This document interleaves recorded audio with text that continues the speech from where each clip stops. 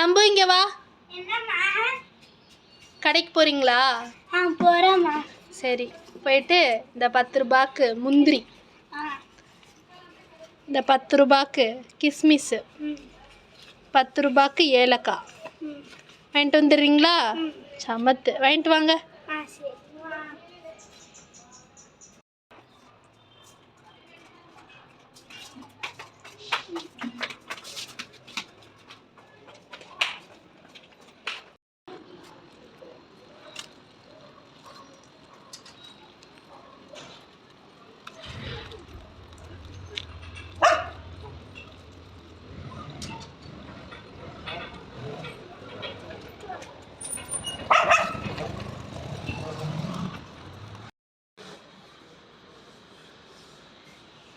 என்னடா வாங்கிட்டு வரலையா?